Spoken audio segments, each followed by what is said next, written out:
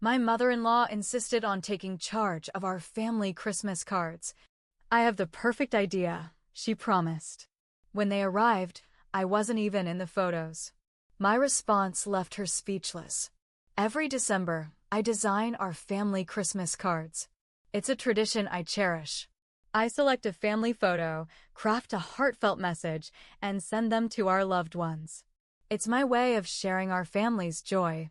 Last year, Diane insisted on taking over. I have the perfect idea, she said. I hesitated but agreed, thinking it would be a nice gesture. I should have known better. The cards arrived in early December. I opened the box, expecting to see our family photo. Instead, I saw a picture of Mark, Lily, Max, and Diane. I wasn't in the photo. The caption read, "Wishing you love from our family to yours." I was stunned. I flipped through the stack, hoping it was a mistake. Nope. Every card was the same. I confronted Diane. Why am I not in the Christmas card? Oh, I thought it'd be nice to have a photo of just the kids with their grandmother, she said, smiling. And Mark? Well, he's their father. I was livid. I decided to take matters into my own hands. I designed a new Christmas card. This one featured me, Lily, and Max. Mark was notably absent. The caption read, "Sending love from our home to yours."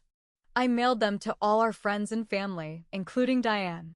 When she received it, she called me. "I noticed Mark isn't in the card," she said. "Oh, I thought it'd be nice to have a photo of just the kids with their mother," I replied. She was speechless. Diane was furious. She accused me of being petty and disrespectful. I reminded her that she had done the same thing. Mark was caught in the middle. He tried to mediate, but I stood my ground.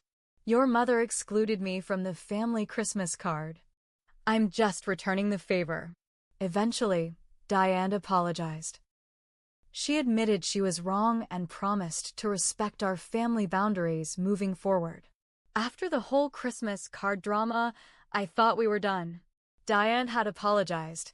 Things were tense, but manageable. I kept my distance, but I wasn't mean. We still had Sunday dinners. I still brought the kids over. I even thanked her for the cookies she dropped off. But it was fake peace. Like putting a Band-Aid on a cracked pipe. In January, Mark got quiet. Not the normal, "I'm tired from work" kind of quiet. The strange, edgy kind. I asked him what was wrong, and he kept brushing me off. Finally, one night, after the kids went to bed, I pushed. "Mark, what is going on? You're barely talking to me." He sighed, didn't look up. "Mom thinks you're trying to push her out of the family." I laughed. I actually laughed. "Mark, she erased me from the Christmas card. She says you retaliated by doing the same to me." That's when I realized he hadn't fully understood what she did. She had spun the whole story, made herself the victim. And now Mark was doubting me. 2 days later, I found it. The email. Diane had accidentally sent a message to our shared family calendar, one she meant to send to her sister. I don't know what she clicked, but it showed up in my inbox. It was titled, "That ungrateful woman, she was talking about me." The email said I was manipulative, cold, and trying to separate the children from their true family. She said she feared for Mark, that I controlled him, and that she hoped he would wake up soon and come home to the people who love him. I stared at my phone for 10 minutes. My hands were shaking. My chest felt tight. This wasn't just passive-aggressive behavior anymore. She was trying to turn my husband against me, trying to poison my kids' view of me. This was war. I didn't respond. I didn't confront her. I just started keeping track. I printed the email. I started noting everything. Comments she made in front of the kids, how she'd forget to invite me to family events, how she only texted Mark and not me. Every time she crossed a line, I documented it. Then I had a long talk with Mark. I showed him the email. At first, he tried to make excuses. But then I showed him everything I had been keeping.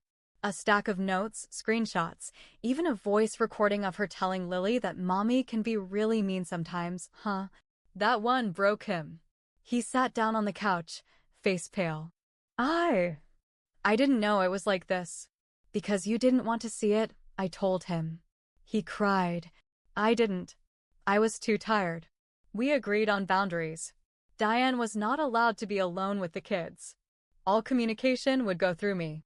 No visits without my okay. Mark tried to tell her gently. She lost it. She's making you do this.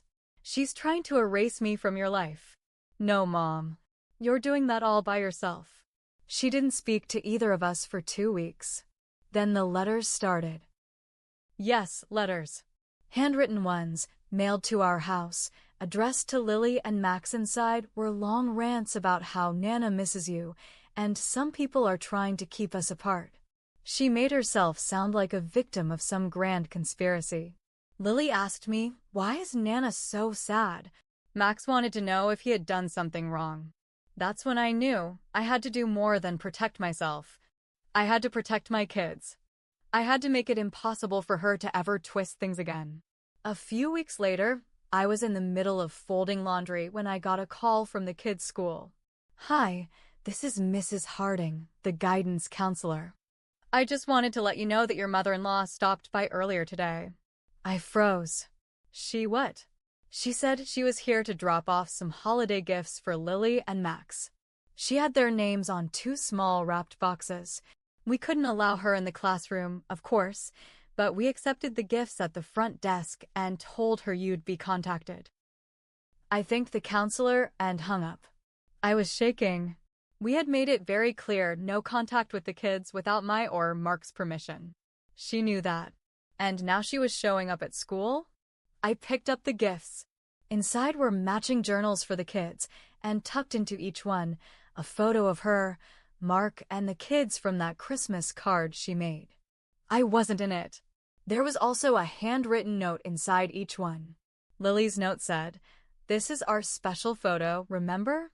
Always keep it close. Don't let anyone take these memories away." Max's said, "You can always talk to Nana. I'll be waiting when you're ready." I couldn't believe what I was reading.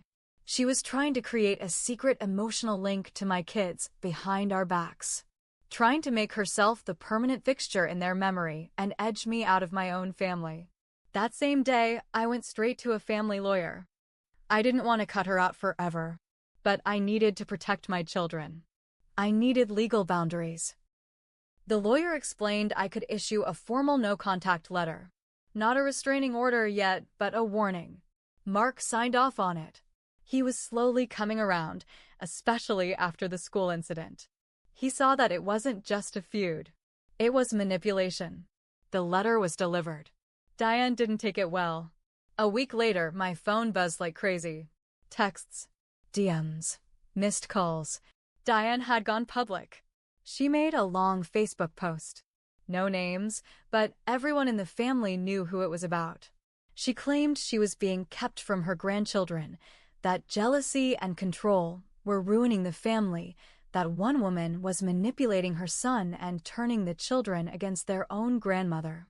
It was dramatic. She even posted the original Christmas card photo. She framed it like she was just a loving grandma who got shut out for no reason. Then came the comments. Her sisters, her church friends, Mark's cousins, all weighing in, defending her, sharing their stories about toxic women.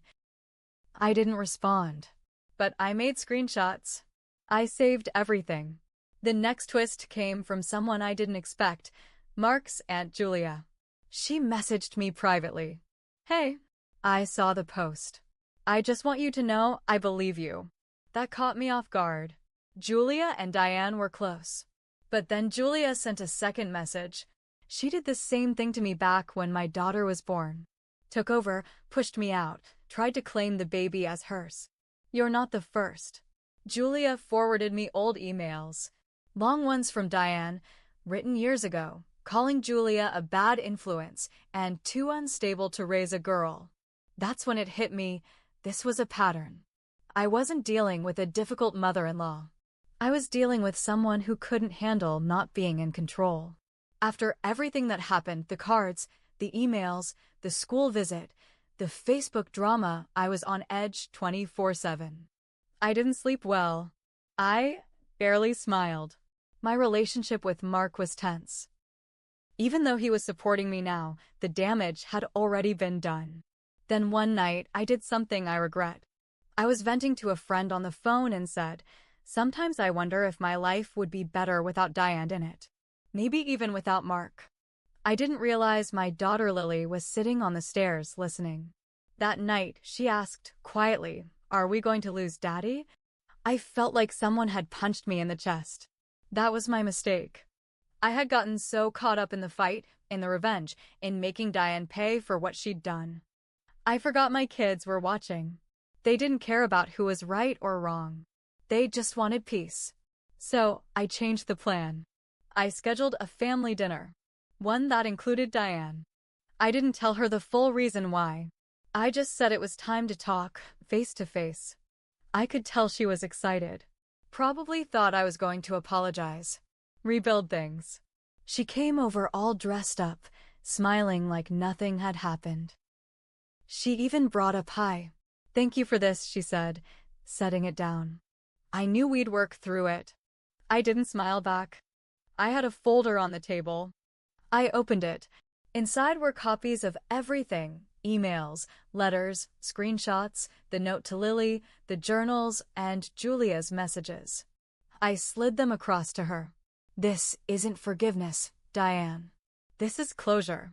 She looked confused at first. Then the color drained from her face as she realized what it was. "You don't understand." "No, I do," I cut her off. "I understand exactly what you've been doing. This ends now." Then I turned to Mark. "And you let it happen too long. You were so scared to upset her. You let her destroy our peace." He didn't argue. Just nodded. Quietly. Then I handed both of them custody agreement papers. I wasn't divorcing Mark. Yet. But I wanted legal clarity. If anything happened to me, Diane would have no rights. No access to the kids. Nothing. I was naming my sister as guardian. I had drawn up boundaries backed by a court. I had also filed for a formal restraining order if Diane crossed one more line. "If either of you goes behind my back again," I said, looking them both dead in the eye, "I will burn this entire house down emotionally before I let you twist my children's lives." Diane's hands shook as she reached for her purse. She didn't say a word as she walked out. Mark stayed seated, staring. "You mean it?" he finally asked. "Yes," I said. "Because I won't let you or her break them the way you both broke me." Diane stopped showing up. No calls. No letters. It's been 6 months now.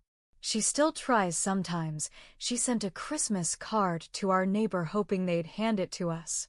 But I've held the line. Mark's trying harder now. He goes to therapy. He apologized to Lily and Max. We're not perfect, but we're healing. As for me, I stopped needing to win. Because I already did. Not by being louder. Not by being cruel. But by protecting what mattered most. My kids, my sanity, and the right to exist in my own story.